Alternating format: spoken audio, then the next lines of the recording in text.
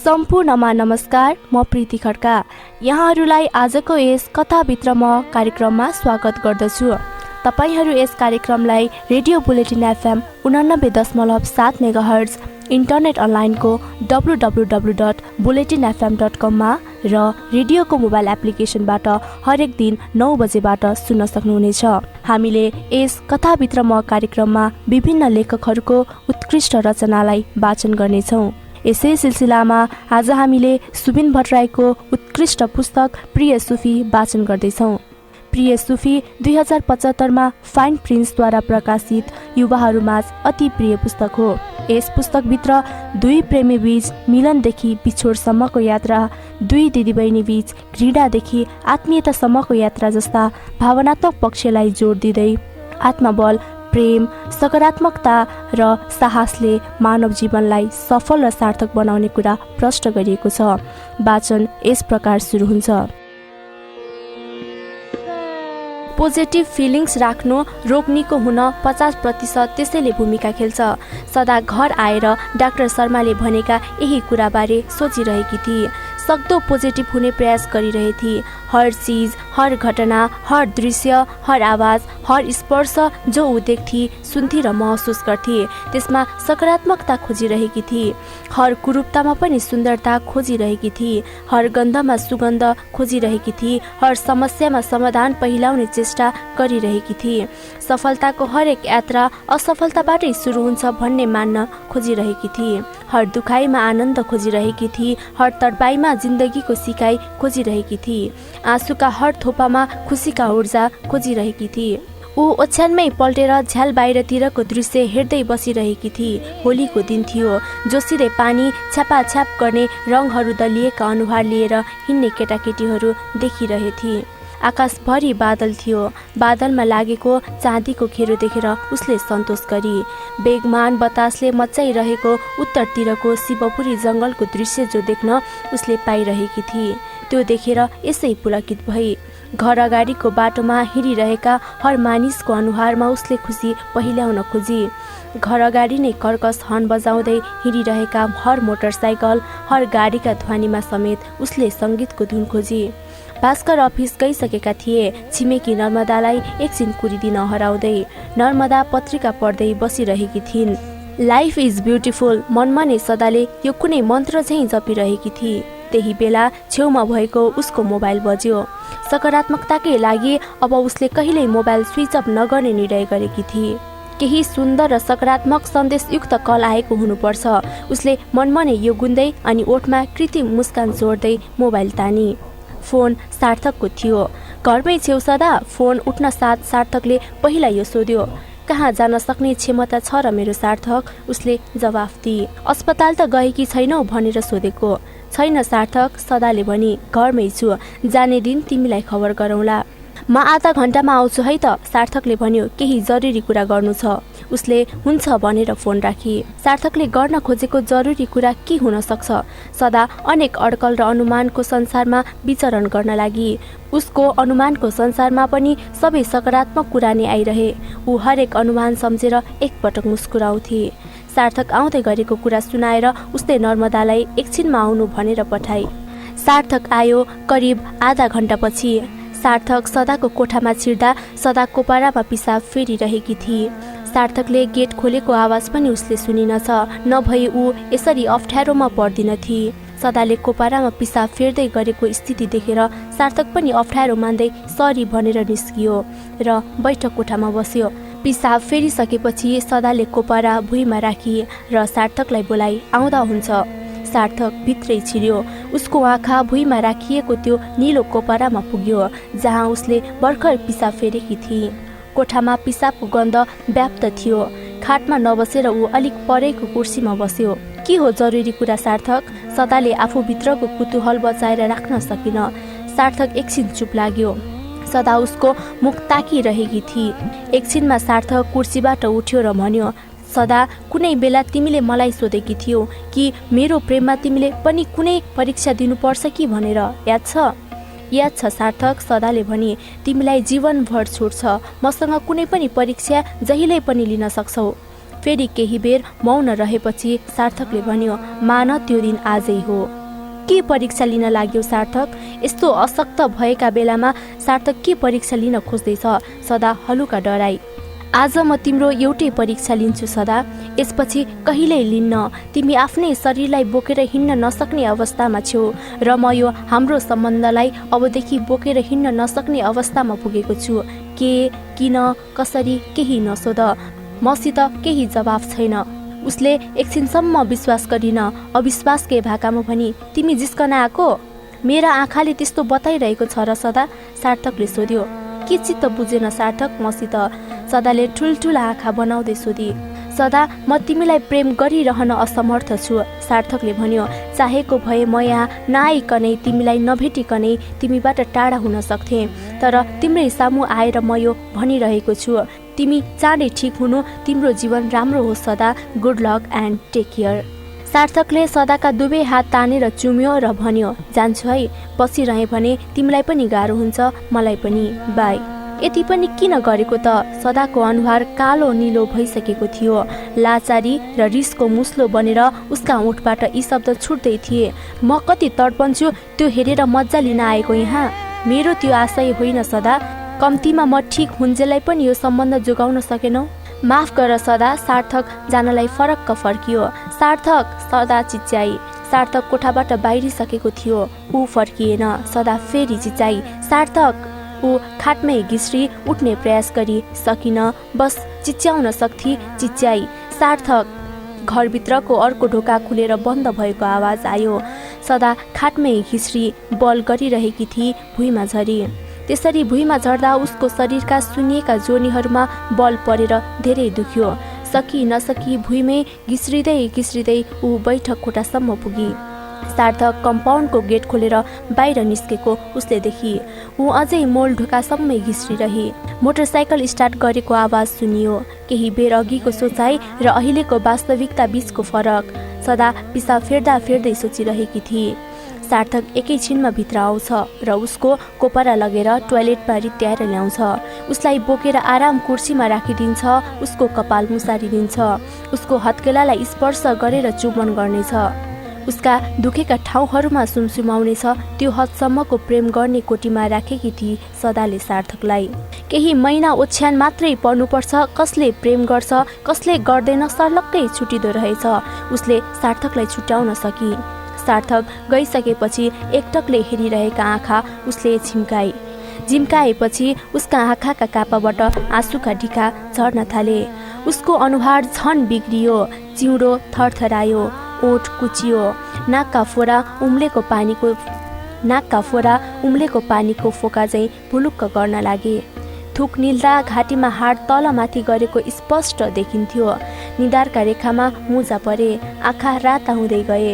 घरमा ऊ एक्लै भए पनि दुईटै हत्केलाले अनुहार छोपी। उसको रुवाई क्रमशः बढ्दै थियो। उसको रुवाईको आवाज कोठाभरि भयो। रोएको सुनिदिने पनि कोही थिएन। आँसु पुछिदिने पनि कोही थिएन। म छु भन्ने पनि कोही थिएन। ऊ पीडाको एउटा अनन्त सुरुङमा घुस्दै थिए। सुरुङ यस्तो अन्धकारै अन्धकार, साँगुरै साँगुरो, अप्ठ्यारै अप्ठ्यारो। दुख्न बाँकी एउटै ठाउँ थियो, मन। त्यो पनि आज उसले दुखाएर गयो।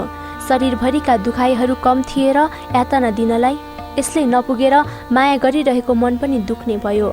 मन मात्र बाँकी थियो। जब सारा शरीर दुख्दा पनि त्यही मनले कसैलाई खुसुक्क प्रेम गर्थे। एउटै ठाउँ त बाँकी थियो जहाँ ऊ आफैले सुरक्षित महसुस गर्थे। यही एउटा ठाउँ थियो जहाँ ऊ आफूलाई मात्र होइन सार्थकलाई समेत ल्याएर राख्थे र सुरक्षाको एउटा परिधि खिचेकी थिए।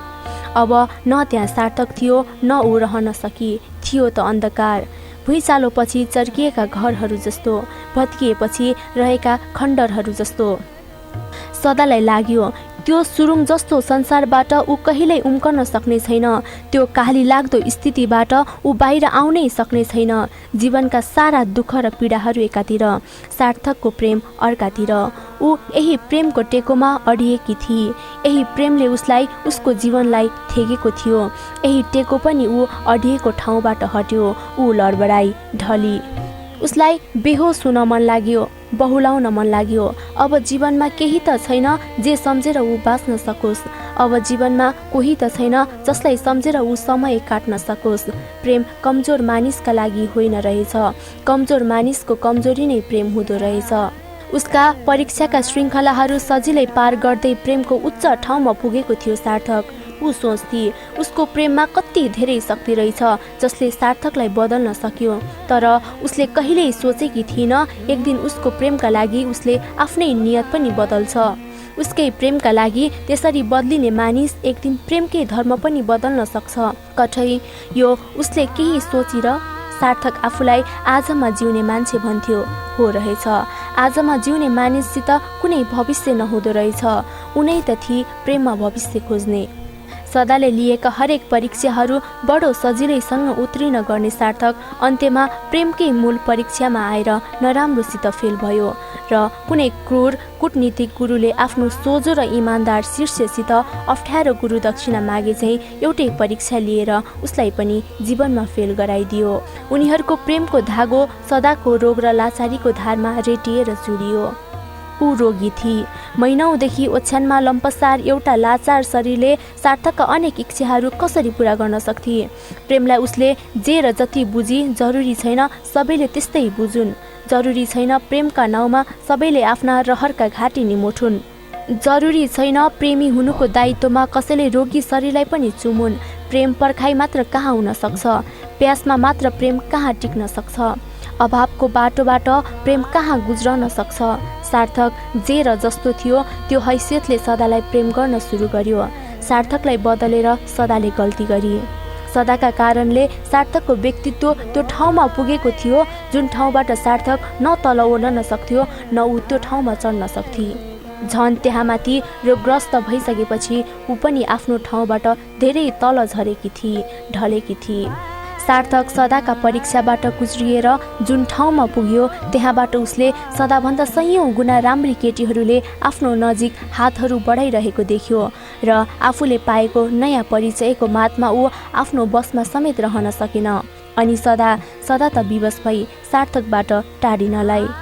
सदाले प्रेमलाई आदर्श सम्झेर मनलाई खुसी बनाइरहे। उसले सार्थक आफूभन्दा अगाडि बढेको बिर्सी, उसले आफै ओछ्यान परेको बिर्सी, ऐनामा हेर्दा आफू कस्ती छु भन्ने पनि बिर्सी। उसँग पढाइ थिएन, उसँग अनुहार त थियो त्यसमा पहिले चाहिँ फक्रने गुराँस थिएन। उसँग धरतीको त्यो सानो टुक्रो थिएन जहाँ दुईवटा खुट्टालाई नदुखाइकन केही बेरसम्म उभ्याइदिन सकोस्। एउटा सेरोफेरो जो उसँग हुने गर्थ्यो त्यो अब थिएन। उसले एउटा ढुङ्गा टिपेर प्रेम गरी र त्यसलाई मूर्ति बनाइदिएकी थिए। ढुङ्गाहरू हातमा अटाउलान्, मूर्ति त हातभन्दा अन्तै सुहाउलान्। यो नमिल्दो दूरीले उनीहरूको प्रेम कहाँ टिक्न सक्थ्यो। ऊ बुझ्न सकिरहेकी थिइन प्रेम उसको कमजोरी हो वा उसको प्रेम कमजोर हो। बस ऊ दुखाइमा छे। दुख्ने नाउँमा आज एउटै नयाँ ठाउँ थपिएको थियो। जो उसको दुखाइको मलम बन्ला भन्ने थियो ऊ आफैले थप एउटा ठाउँमा कोपारेर गएको थियो। जो उसको मुटुमा बसेको थियो उसैले त्यो मुटु चिथोरेर गएको थियो। मानिसको मुस्कानको चापी तिनैसित हुन्छ जो उनीहरूकै मुटुमा बस्छन्। उसको मुटुमा बसेको मान्छेले नै उसलाई कहीँको छाडेन।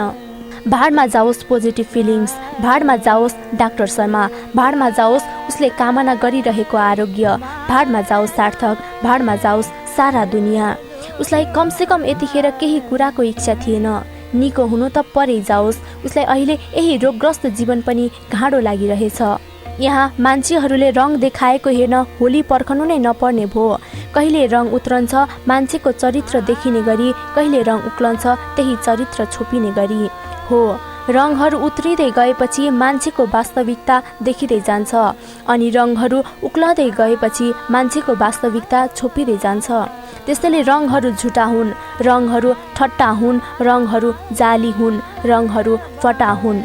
ऊ नराम्रोसित झुकी प्रेमको रङ चिन्हबाट उसलाई पाउन पोतेका कृत्रिम रङहरू उत्रिएपछि बल्ल सदाले सार्थकलाई चिनी।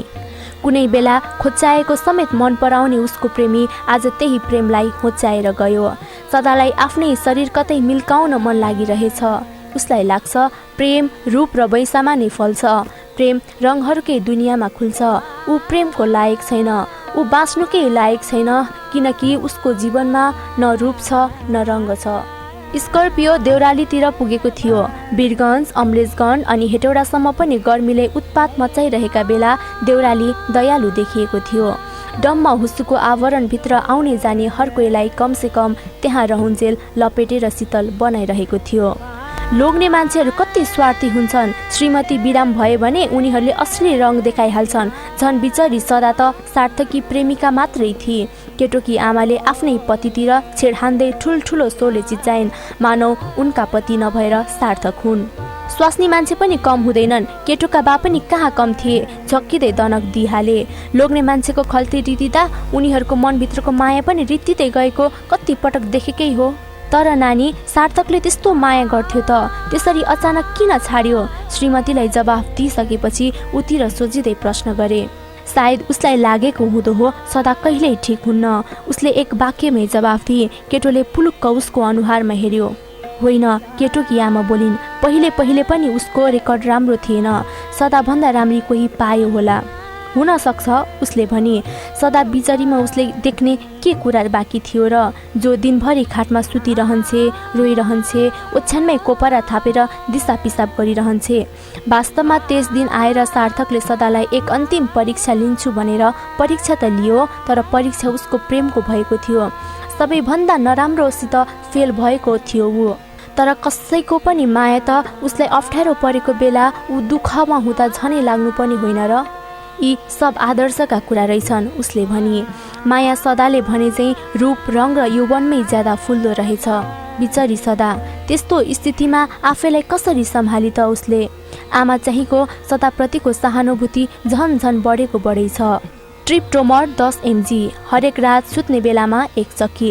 डाक्टरको प्रेस्क्रिप्सनमा थपिएको नयाँ औषधिले सदालाई लट्ठाउने बाहेक केही काम गरेन। त्यस्तो त ट्रिप्टोमर रोग निर्मूल गर्ने औषधि होइन भन्ने ज्ञान सदालाई भइसकेको थियो। उसलाई थाहा थियो उसलाई डायग्नोसिस गरिएको रोगसित ट्रिप्टोमरको गोरु बेचेको साइनो समेत छैन।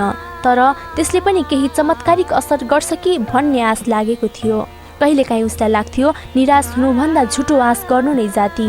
कमसेकम केही क्षणलाई त्यसले जीवनको रङले पोतिदिन्छ। केही क्षणमा त्यसले बाँच्नुको उमङ्ग छरिदिन्छ। केही क्षणलाई कुनै मदिरा जस्तै त्यसले बेग्लै ऊर्जा र नसा दिन्छ। तर झुटो आशको पनि एउटा निश्चित आयु हुन्छ। पूजा कोठामा बालेको साँझबत्ती जस्तै हो झुटो आश। एकछिन बल्छ अनि निभिजान्छ। जो रातिसम्म टिक्दैन, टिके त्यो साँझबत्ती नरहला, रातबत्ती कहलाउला। डाक्टरका कुरा सुनेर फर्केपछि भास्करले सकेसम्म सदालाई एक्लै छाडेनन्। अफिस जाने बेलामा कोही न कोही छिमेकीलाई रुङङ लगाएर मात्र जान्थे। खाना पकाइरहँदा पनि 3-4 पटक सदाको कोठामा आउँथे। भास्कर घरमा एक्लै हुँदा उसकै कोठामा ढुक्कसित कोही न केही पढेर बस्न थाले। उसलाई दिसा पिसाब लाग्दा वा कपडा फेर्नु पर्दा मात्रै सबै थोक ठिक्क पारिदिएर बाहिर जान्थे। तर भास्करले उसलाई एक्लै छाडिदिने एउटा समय थियो, रात। दिउँसो घरिघरि 1 वा 2 घण्टाभन्दा धेरै ऊ एक्लै हुन्न थिए। राति खानपिन गरिसकेपछि सदा नसुतुन जेलसम्म उसकै छेउमा बस्थे। जब ऊ सुती भन्ने लाग्थ्यो तब उनी आफ्नो कोठातिर लाग्थे।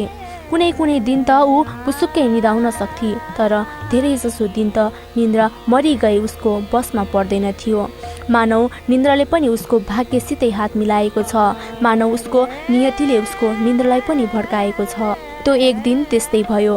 निन्द्रा उसको छेउछाउ कतै पर्न मानिरहेको थिएन। ऊ ओछ्यानमा अडेस लागेर बसिरहेकी थिए। रातको 9 बजिसकेको थियो। बाहिर हावा चलिरहेको थियो। पर्दाहरू हल्लिरहेका थिए। भास्कर केही पढिरहेका थिए। घरिघरि सदातिर हेर्थे। घरि पुस्तकतिर ध्यान लगाइरहेका थिए। घरि हाई काट्थे, घरि आँख तानिरहन्थे। सदाले बुझी बाबालाई निन्द्रा लागेको छ, तर सदा ननिदाएकाले उनी आफ्नो कोठामा जान सकिरहेका छैनन्। भास्करको निन्द्राका लागि ऊ आफू निदाएको अभिनय गर्थे। ऊ निदाएको ठानेर ढुक्क भई भास्कर आफ्नो कोठामा जान्थे अनि उसको घम्सा घम्सी चल्थ्यो अनिन्द्रासित। त्यो रात उसले उसै गरी निदाउनुको अभिनय गरी। भास्कर केही छिनमै आफ्नो कोठामा गए। ऊ अनिन्द्रासितको लडाइँमा उतारी। यस्तो बेलामा उसको मस्तिष्क कुरुक्षेत्र हुन्थ्यो, जहाँ विभिन्न कोटिका विचारहरू बीच युद्ध चल्थ्यो। केही विचार तलाउ झैँ शान्त रहन्थे, केही विचार उन्मुक्त हुन्थे र उसको त्यो शान्त तलाउसरी विचारमा ढुङ्गा हानेर त्यसको अवस्थिति बिथोलिन्थ्यो। केही विचार उसको पक्षमा हुन्थे, केही विचार उसको विरुद्धमा उत्रन्थे, केही विचार भ्रूण अवस्थामै तुहिन्थे, केही विचार विकसित हुँदै हुँदै अरू ससाना विचारलाई ओझेल पारिदिन्थे। छिप्पिँदै गइरहेको रातमा उसको मस्तिष्कभरि विचारको लडाईँ चल्न थाल्यो। ऊ त्यसको साक्षी भए। ट्रिप्टोमरले शरीरलाई लट्ठाउन समेत छाडिसकेको थियो। शरीर उसको अटेरी भएको थियो, कुनै औषधिलाई नटेर्ने। ट्रिप्टोमरले 2-3 दिन चाहिँ शिथिल बनाएकै हो, तर दिनहरू बढ्दै गएपछि असर शून्यमा झरेको थियो। सबैभन्दा पहिला उसको मस्तिष्कले बिरामी भएको दिन, महिना र सालको लेखाजोखा गर्न थाल्यो। कार्तिकमा सुरु भएको रोग 1 वर्ष नागेर पनि चैतमा पुगिसकेको थियो। हिसाब गरी ल्याउँदा ठ्याक्कै 15 महिना भएको रहेछ। यो 15 महिना उसको कसरी बित्यो, के गरी यो 15 महिनामा उसले के गर्न सकिन, कति औषधि खाई, एक्सप्रिन मात्रै उसले मकै भट्टमा जसरी खाएकी थिए, जो चक्कीमा होइन किलोमा हिसाब गरेर किने हुने खालेको थियो। कति रात अनिदो सुती। सुफी रहन्जेल उसलाई कुन हदसम्म दुःख दिए, बाबाको जीवनलाई के बनाइदिए उसले। 2 पटक त अस्पताल भर्ना नै भई। यसबीच 1 पटक अस्पताल भर्ना हुँदा उसको बाबाको 3 महिनाको आम्दानी सकिन्थ्यो। गरिरहेको काममा पनि बाबा समय दिन पाइरहनु भएको थिएन। त्यसभित्र के कस्ता अप्ठ्यारोहरू झेलिरहनु भएको थियो त्यो बाबालाई मात्रै थाहा होला। अनि सदा कसरी बिर्सन सक्थे प्रेमले उसलाई भर्खरै दिएको आलो घाउ। सबैभन्दा पीडादायक त्यही नै थियो। ऊ सार्थकलाई कति धेरै सम्झन्थे, कति पटक फोन गर्ने प्रयास गरेकी थिए, तर त्यो भेटपछि उसले सदाको कुनै फोन उठाएन। कति मेसेज पठाए, तर तिनको कुनै जवाफ फिर्ता आएन। कसैलाई पाउन सकिन्न भन्ने भएपछि मान्छेलाई झन् उही चाहिन्छ। कसैले आफ्नो जीवनमा ढोका थुनिदियो भने उसकै ढोका ढकढकाउन मन लाग्छ। सदाको मनमा यही भएको थियो। उता सार्थक नपाइने भएर गयो, यता उसलाई उही चाहिने भएर आयो। यस्तै नमिल्दो हिसाब किताबले उसको मस्तिष्क र मन बिग्रिएको थियो।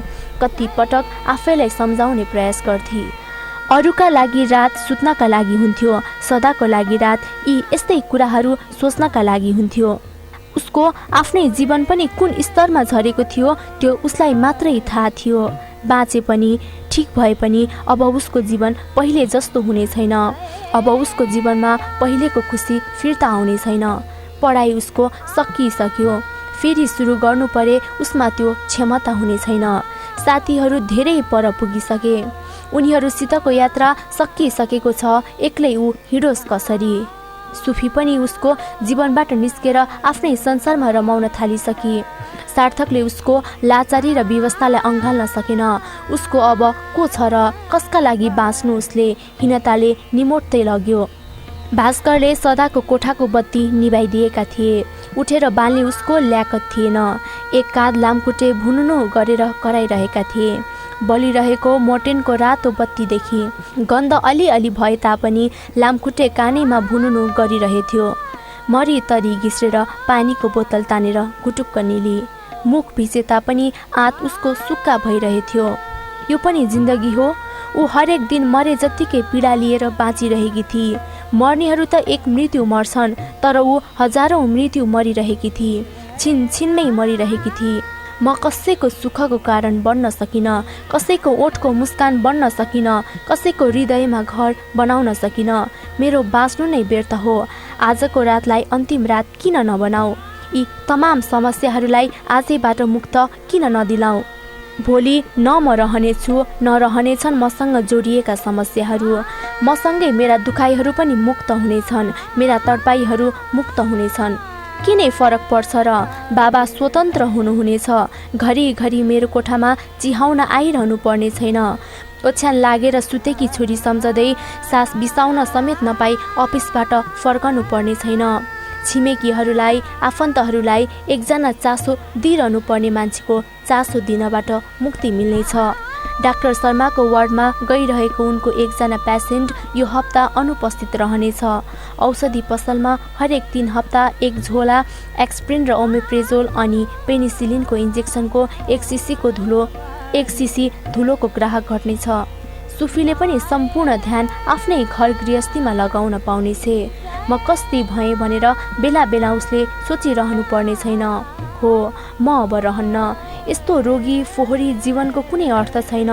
फोहोर चिजको ठाउँ डस्टबिन हो। यी समस्याहरूको निर्वित्त जीवनको विसर्जनले नै दिलाउन सक्छ। न रहन्छ बाँस, न बज्छ बाँसुरी। जीवनप्रति धेरै आसक्त नभएपछि मृत्यु स्वीकार्न असक्त नभइदो रहेछ। सदा जीवनप्रति आसक्त थिइन, बरु विरक्त थिए, कमसेकम पछिल्लो केही महिनादेखि। सुतिसकेको शरीरलाई उसले उठाई दाहिने कुइनाले ओछ्यानमा टेकेर अलिकति घिस्री। च्वास्स दुख्यो। मर्ने बेलाको दुखाइको के अर्थ र? एकछिन बढी दुखेर के होला र? खाटको ड्रअर तानी। उसका सम्पूर्ण औषधिहरू त्यहीँ राखिने गर्थ्यो। ट्रिप्टोमरका 2वटा फाइल थिए। एउटा फाइलमा 5वटा ट्याब्लेट बाँकी थिए भने अर्कोमा 10वटै बाँकी थिए। त्यो फाइल आफू छेउमा राखी बाबालाई र सुफीलाई सम्झी। अनि सम्झी सार्थकलाई। मोबाइलको फोल्डर खोलेर सार्थकको फोटो हेरी। उसको तस्बिरले सदाको जीवनप्रतिको मोहलाई झन बिथोल्ने मात्रै काम गर्यो। केही मानिस तकदिरमा लेखिन्छन्, कोही मानिस तस्बिरमा भेटिन्छन्। कुनै बेलाको तकदिर भनिने सार्थक अहिले तस्बिरको हैसियतमा ओर्लिएको थियो। नमर्ने एउटै मात्र कारण थियो। बाबा र सुफीलाई सम्झदा मात्र उसलाई नमरु झैँ लाग्थ्यो। तर सार्थकको अनुहार सम्झदा मात्र पनि उसलाई जीवन मृत्युभन्दा पनि धेरै पीडादायक लाग्थ्यो। अब सार्थकसित मेरो कुनै सम्बन्ध छैन भन्ने सत्यसित जब साक्षात्कार हुन्थ्यो तब उसलाई बाँच्नुसित विद्रोह गर्न मन लाग्थ्यो। उसलाई लाग्थ्यो यो शरीर, यो चेतनाको तत्कालै अन्त्य गरिदिउँ। फोनमा मेसेज टाइप गरी, सधैँ सधैँलाई बिदा सार्थक। तर उसले त्यो सेन्ड गरिन। व्यर्थ लाग्यो। सस्तो धम्की लाग्यो, ब्ल्याकमेलिङ झैँ। मरिसकेपछि त सार्थकले उसै पनि जानकारी पाइहाल्छ। यस्तो मेसेजको के अर्थ त? केवल म मर्दैछु, मलाई मर्न दिन चाहन्नौ भने आऊ, फेरि मेरै भन। मसितको त्यही पुरानो प्रेमलाई निरन्तरता देऊ हुन जान्थ्यो। न ऊ यो कुरामा विश्वस्त हुन सकिरहेकी थिए कि आत्महत्याको धम्कीले उसले आफ्नो प्रेम फिर्ता पाउन सक्छे। पाए पनि त्यस्तो प्रेमको कुनै अर्थ हुने छैन। त्यो भन्दा बिना जानकारी, बिना सूचना चुपचाप मर्नु नै ठिक हुनेछ। मरेपछि के होला? सदा सोच्न लागि। बाबा कति रुनु होला, सुफी कति रुन्चे होली। उसलाई चिन्ता लाग्यो। उसको मस्तिष्कमा एउटा दृश्य आयो। उसको लास कतै राखिएको थियो। सयपत्रीका केही थुङ्गा लासमाथि छन्। बाबा र सुफी एकापसको काँधमा टाउको राखेर घुक्क घुक्क रोइरहेका छन्। छरछिमेकीहरू कुना कानीमा कतै सुक्क सुक्क गर्दै रोलान्। मर्नु अघि उसलाई सुफीसित बोल्न मन लाग्यो। फोन उठाएर डायल गर्ने हिम्मत गर्न सकिन। तर उसलाई सुफीलाई केही भन्नु पनि छ। केही छ उसको मनमा जो ऊ मरेर आफूसँगै लैजान चाहन्न। सदाले सोची ऊ कमसेकम एउटा चिठी लेख्न त सक्छे। उसले डायरी र कलम सिरानीबाट झिकी। अँध्यारो थियो। बत्ती नबालिकन लेख्न सम्भव थिएन। केही पीडा सही भने त बत्ती पनि बाल्न सकिहाल्थी। उठी मरी तरी भित्तामा समाउँदै गएर बत्ती बाली। उसलाई शरीर अलि बलियो भएको महसुस भयो। मनमा आँट थपिएपछि खुट्टा मजाले सर्दो रहेछ। सायद मर्नुका अघिल्तिर सबै कुरा, सबै क्रियाकलाप केही नलागेको हुँदो हो। बत्ती बल्यो। बत्ती बल्नुसितै मनले यो लेखाजोखा पनि गर्यो कि उसले अनुभूति गर्ने यो उसको जीवनको अन्तिम प्रकाश हो। उसमा अलिकति लोभ बढ्यो। एक अन्तिम पटक बाबालाई हेर्ने मन भयो। आँट यति चुलिएको थियो कि बाबाको कोठासम्म पुग्ने सोच लगतै बनिहाल्यो। भित्ता समाउँदै, खोच्याउँदै, ठस ठस हिकन्दै, भित्रभित्र ऐया भन्दै गई बाबाको कोठासम्म। ढोकामा पुगेर त्यहाँबाट चिहाई। अँध्यारो भए तापनि बाबालाई अँध्यारै स्वरूपमा देखी।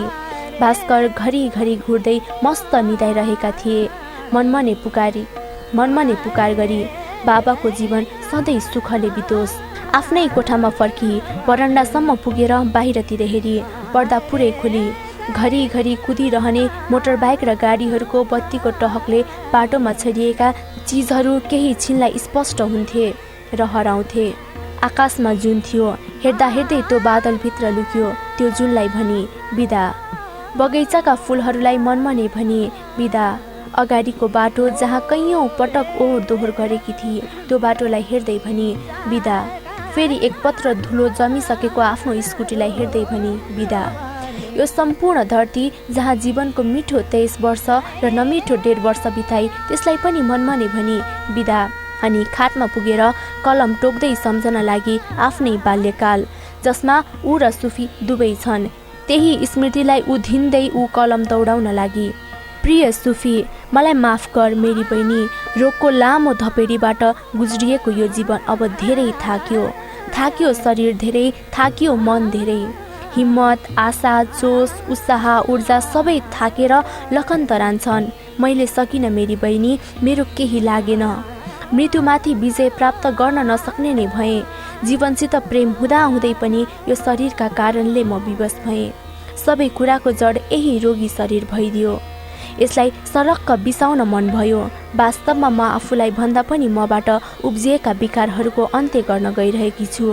मेरो शरीरभन्दा पनि त्यसको कारणले उत्पन्न भएका समस्याहरूको अन्त्येष्टि गर्न गइरहेकी छु। मेरो यो पीडा, यी सब व्यवस्था, असफल प्रेमको सिलसिला, बाबाको लाचारी, तेरो दिगदारी, सबै थोकको एकमुष्ट अन्त्य गर्न गइरहेकी छु। म स्वयं त यही हुनेछु। बाबा र तेरो मन मस्तिष्कमा बसिरहनेछु। मेरो चाहना यही छ, म तिमीहरू दुवैजनाको यादमा सुखद तरिकाले बाँचिरहँ। केही दिनको पीडा पश्चात यो घरमा मसित जोडिएको राम्रो स्मृति मात्र तिमीहरूको मन मस्तिष्कमा आओस्। कहिले पनि मलाई सम्झदा तिमीहरूको मन मस्तिष्कमा ओछ्यानमा लम्पसार परिरहेको मेरो शरीरको याद नआओस्। म आफ्नो रोगी शरीरसँगै योसँग सम्बन्धित कुरूप यादहरू पनि लैजान चाहन्छु। सुफी, मलाई सम्झिँदा मेरो निरोगी अवस्था नै सम्झनु है। मलाई यो रोग, यो अशक्ततासित यति घृणा छ कि म कसैको स्मृतिमा समेत यो अवस्थामा नपुगु झैँ लाग्छ। मेरी सुफी, जानु अघि एकपटक मेरी बहिनीलाई केही भन्न मन लागेर यो लेख्ने दुस्साहस गरे। मलाई माफ गरिदे मेरी बहिनी। हामी एउटै चराका दुई भिन्न प्वाख भइकन पनि सँगै उड्न सकेनौँ। सायद चराबाट उडेर छरिएका प्वाखहरूको नियति नै यस्तै हुँदो हो। तैपनि त यस्तो प्वाख बनिस्, म जहाँ बतासिँदै उड्दै हराउँदै गए तापनि त पनि उड्दै खोज्दै मेरो छेउमा आउतिस। मलाई तसँग कहिल्यै उड्न मन भएन, तँलाई मेरो साथ कहिल्यै छोड्न मन थिएन। बाल्यकालमा तैले गरेको प्रेमलाई मैले कहिल्यै बुझ्न चाहिन। म भित्र लागेको पूर्वग्रहको धमिराले हाम्रो सम्बन्धलाई समेत लामो समयसम्म खाइदियो। म घमण्डी, म मूर्ख, म आरिस गर्थे तैले मैले भन्दा धेरै माया पाएको देखेर। म डाहा गर्थे तेरो क्षमता देखेर। मलाई तसित रिस उठ्थ्यो, मलाई त मनै पर्दैन थियो। मेरो प्रेम खोज्ने मान्छे जस्तो लाग्थ्यो। मम्मी बाबाको प्रेम एक्लै हडपेर मेरो हक खोसेको भन्ठान्थे। तेरा हरेक सफलताहरूले मजल्थे। तँलाई मानिसहरूले रुचाएका कुराले मलाई सताउँथ्यो। त म भन्दा राम्री, म भन्दा तीक्ष्ण, म भन्दा समझदार, म भन्दा हाई भएको कुराले मलाई दुखी बनाउँथ्यो। तेरो खुसीले मलाई पोल्थ्यो। त प्रशंसित हुँदा म सशङ्कित हुन्थे। त सफलताको उचाइमा पुग्दा म शर्मको गहिराइमा पुग्थे। तेरो +2 को ट्रान्सक्रिप्ट हराएको थिएन, मैले लुकाइदिएकी थिएँ। तेरा 3वटा चस्मा मैले नै फुटाइदिएकी थिएँ। जाँचका बेलामा तेरा कति नोटहरू हराइदिने मै थिएँ। 5 क्लासमा स्कुल टप गरिस् भनेर बाबा मम्मीले किनिदिएको त्यो रातो फ्रकमा लोड सेडिङका बेला जानी मैनबत्ती झारेर आगो लगाइदिने पनि मै थिएँ। 6 क्लासमा पढ्दा फाइनल जाँच दिन जाने बेलामा तेरो ज्योमेट्री बक्सभित्र चिट लुकाइदिने पनि मै थिएँ। बाबाको गोजीबाट हजारको नोट झिकेर तेरो जिन्समा हुलिदिने पनि मै थिएँ। मेरा कारणले तैले धेरै पटक धेरैको गाली सहिस्। मेरै कारणले तेरो जीवनको शान्ति र चयन बिथोलिएको थियो। हेर त म कस्ती थिएँ, कति स्वार्थी, कति नीच थिएँ। के मलाई माफ गरिदिन्छेस्? यी कुराहरू माफीका लायक त होइनन्। तेरो ठाउँमा भएकी भए सायद दिन्न थिएँ होला। तेरै प्रेमले सब ठीक भयो सुफी। तेरै प्रेमले जित्यो। तैले नै जितिस् सुफी। र पहिलो पटक तेरो जितमा सबैभन्दा खुसी म स्वयं भएको छु। अब उपरान्त सधैँ तेरो जित होस् भन्ने कामना गर्दैछु। फरक यही हो कि तेरो हरेक जित हेर्नलाई मसित मेरै जीवन रहने छैन। मेरी प्यारी बहिनी, प्रेम के हो भनेर कसैले सोधे भने म निर्धक्क भएर भन्न सक्छु, प्रेम त्यो हो जो सुफीले जीवनभर आफ्नी नालायक दिदीलाई गरी। फिर्ता आए पनि नआए पनि गर्नुपर्छ भनेर निरन्तर गरिरही। केही पाउनलाई भनेर कहिल्यै गरिन। प्रेम दिइरहने चिज हो भन्ठानी र निस्वार्थ भएर गरिरही। यसरी प्रेम गर्न सार्थकले जानेको भए तैले यस्तो प्रेम गरिस् जो मैले जीवनभर कसैलाई गर्न सकिन, सायद गर्न सक्दिन पनि होला। तेरो जस्तै मन र हिम्मत मेरो भइदिएको भए अहिले यो कदम उठाउन पर्थेन मलाई। तर मलाई कुनै गुनासो छैन। मैले जीवनको अन्तिम समयमा मेरी बहिनी फिर्ता पाएँ। आमाको ममता बिर्साउने प्रेम र सिहार दिइस् सुफी तैले। एउटा साथीले दिने भन्दा पनि धेरै साथ दिइस् तैले। अफसोस त यही कुराको छ कि तेरो प्रेमलाई चिन्न धेरै ढिलो गरेँ। तँलाई बेलैमा चिन्न पाएको भए मेरो 2.5 दशक तेरो साथ र प्रेम बिना त्यसै खेरा जाने थिएन। कहिलेकाहीँ लाग्छ मलाई यो रोग 15 वर्ष अगाडि किन लागेन। पुनर्जन्ममा विश्वास त लाग्दैन, तर पनि मेरो विश्वासले धोका खाएर अर्को जन्म भयो भने म तेरी छोरी भएर जन्मन चाहन्छु। अहिले यतिखेर यो जीवनलाई छाडेर जाँदा अफसोस एउटै कुराको मात्रै लागिरहेको छ कि म यस्ती माया गर्ने बहिनी मेरो जीवनमा हुँदाहुँदै मर्दैछु। माफ गर बहिनी। बाजुन्जेल कहिल्यै भन्न नसकेको कुरा मर्ने बेलामा कबोलेर मर्दैछु। बाबाको ख्याल गर्नु, टाढा भए पनि यहाँ आउनलाई कन्जुसाइ नगर्नु। उसै पनि एक्लो बाबा, म नभएपछि घरभरिमा झनै एक्लो हुनुहुनेछ। बाचुन्जेल पनि बाबाको ख्याल तैले नै गर्थिस्, अब झन् धेरै गर्नु। मेरी प्रिय सुफी, म मरेर गएँ यो कहिल्यै नसोच्नु। जीवनको यात्रामा ओर्लनु पर्ने स्टपमा नओर्लिएर केही स्टप अगाडि नै ओर्लनु पर्ने मेरो बाध्यता भइदियो। यही सोच्नु, यात्रा भन्ने चिज यस्तै हो, सधैँ कसैले कसैलाई साथ दिन सक्दो रहेनछ।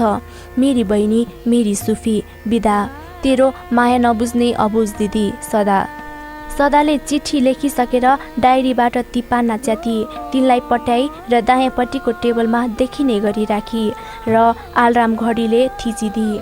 अनि फेरि अघि झैँ मरितरी उठ्ने कोसिस गरी। गाह्रो भयो। एक पटकमा उठ्न सकिन, थेचारी। दोस्रो पटक उठ्न सकी, भित्ता समाउँदै गएर बत्तीको स्विच अफ गरी। उसले सोची, मान्छेलाई बाँच्न मात्र होइन मर्न पनि कति धेरै सङ्घर्ष गर्नुपर्छ। अघि निकालेको ट्रिप्टोमर छेउमै थियो। त्यसको एक एक चक्की निस्कने ठाउँमा थिचेर छिद्र बनाई। सेता साना गोलाकार ट्रिप्टोमर, जसमा उसलाई यो रोगी शरीरबाट मुक्ति दिलाउने शक्ति थियो। दाहिने हातले टिपेर देब्रे हत्केलामा ट्रिप्टोमर खन्याउँदै गई। 1 2 3 4 5 6 7 8। उसले देब्रे हत्केलामा ट्रिप्टोमरका सङ्ख्या बढ्नुसँगै जीवनका समस्याहरू घट्दै गइरहेको महसुस गरी।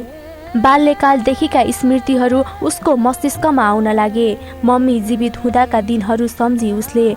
मम्मीको गोलो गोलो राम्रो अनुहार, छोटो कपाल, सानो कद सम्झी।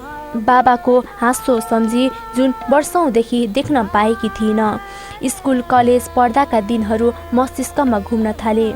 उसको पहिलो क्रस प्रियन्सु 10 क्लासमा पढ्दाको क्लासमेट थियो। उसलाई एकपटक सम्झी। साथीहरूको याद आउन थाल्यो। ज्योत्ना, आस्था, कमान, रोजन, स्तुति यी स्कुलका साथी थिए। यिनीहरूसित ब्याडमिन्टन खेलेको याद आयो। +2मा बनेका साथीहरू रञ्जन, कृषा, सन्देश, कोशिश, दिलासा, पुनितहरूको नाम याद आयो।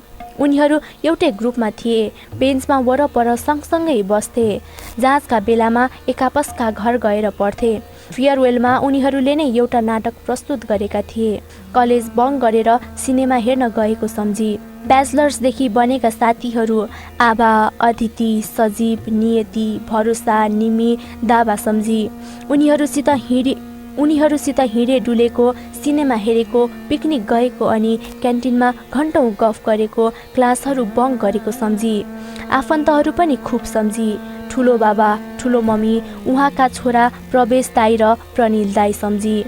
शकुन्तला फुपू सम्झी। सानीमाहरू सम्झी, ठुल्यामा सम्झी, मामाहरू सम्झी, माइजू सम्झी, छर छिमेकीहरू सम्झी। उसलाई लिएका परीक्षाहरू सम्झी। उसितका छोटा र मिठो भेटघाट सम्झी। उसको मुस्कान सम्झी। उसित नजिक भएको सम्झी अनि टाढिँदै गएको पनि सम्झी। साथी मात्रै सम्झिन, उसले शत्रुहरू पनि सम्झी। 4 क्लासमा भुत्ला भुत्ली परेको दीक्षा सम्झी, जोसित ऊ त्यसपछि कहिल्यै बोलिन। उनीहरू एकअर्कालाई जहाँ भेटे पनि आँखा तरेर हिँड्ने भएका थिए। 9 क्लासमा उसलाई लभ लेटर दिने रिया सम्झी, जसको लेटर लिएर ऊ सिधै प्रिन्सिपल कहाँ गएकी थिए। प्रिन्सिपलले उसलाई स्कुलबाटै रेस्ट्रिकेट गरिदिएका थिए। हाई स्कुल लेभलमै म्याथ पढाउने निलिना मिस सम्झी, जो उसलाई हरेक जसो क्लासमा तेरो भविष्य अन्धकार छ, तैले जिन्दगीमा केही गरी खानस् भन्ने गर्थिन्। आज आएर तिनको भनाइ सही साबित हुँदै थियो। उसको भविष्य अन्धकार मात्र होइन, ऊ भविष्यहीन नै हुँदै थिए, प्राणहीन, जीवनहीन हुँदै थिए। उसले सम्झिए छिमेकमै बस्ने पिङ्गला देवी शर्मालाई, जसलाई उसको घरमा जो कोही केटा साथी आउँदा जाँदा ठुलो आपत्ति हुन्थ्यो, जसले टोलभरिका मानिसका कान फुक्दै उसलाई बिग्रेकी केटी भन्दै बदुवाई दिँदै हिँड्थिन्। सदा तिनीसित बोल्दिन थिए, तर तिनलाई झपार्न मन थियो। तिनीसित पनि जम्काबेट हुँदा आँखा तर्नुबाहेक अरू कुनै किसिमको सम्बन्ध बाँकी रहेको थिएन। धेरै थोक आए उसको दिमागमा, अनेक मानिस, अनेक सम्बन्ध, आफ्नो तितो मिठो अतीत, धेरै कुराहरूलाई दिमागमा खेलाउन मन लागिरहेको थियो। पुराना अनुभवहरूलाई स्मृतिमा ल्याएर पुनः अनुभव गर्न मन लागिरहेको थियो। उसले सोची, भोलिबाट मेरा लागि बिहान हुने छैन। साँच्चै म मरेपछि मेरो चेतना पनि मर्छ होला? मेरो शरीरबाट मेरो श्वास निस्केर गइसकेपछि त्यो कहाँ जान्छ होला? के स्वर्ग र नर्क सत्य होला? शरीर मरे पनि आत्मा मर्दैन भन्छन् मान्छेहरू। कस्तो होला आत्मा जीवित हुनु भनेको? के म मरेको मलाई थाहा होला? के बाबा र सुफी रोएको मैले चाल पाउला? मरेपछि मानिस कहाँ जान्छ, के हुन्छ, खै कसलाई थाहा होला? मरेपछिको संसार कस्तो होला, नमरी कसरी थाहा होला र? देब्रे हातमा 15वटा ट्रिप्टोमर एकमुष्ट थुप्रिएका थिए। पानीको बोतलको बिर्को खोली अनि सोची, यो 15वटा ट्रिप्टोमरले मरिएन भने? अझै एकछिन सोची, मरिए त ठिकै हो, सब सकिन्छ। मरिएन भने र अचेत अवस्थामा अस्पतालको बेडमा बिउजे भने? फेरि खाटको ड्रर तानी एक्सप्रिनको 500वटा पत्ताबाट जम्मै ट्याब्लेट निकाली। एउटा हत्केलामै नअटाउने जति भयो। मनले ढुक्क हुँदै भन्यो, यति खाए भने त पक्कै मरिन्छ। खाने बेलामा उसले हातमा अटाई नअटाई बसेका ती चक्कीहरू देखेर मनमने गुनी। एकैपटक गम्मै खाँदा अड्केला, त्यसैले एक एक घडी खानुपर्छ। पहिलो चक्की उसले मुखसम्म लगी। आजलाई कथाभित्र ममा यति नै। अर्को भाग भोलि यसै समय वाचन गर्ने बाचाका साथ यस कार्यक्रमबाट प्रविधिबाट सहयोग गर्नुहुने सुमितलाई धन्यवाद दिँदै म प्रीति खड्का बिदा माग्न चाहन्छु। धन्यवाद।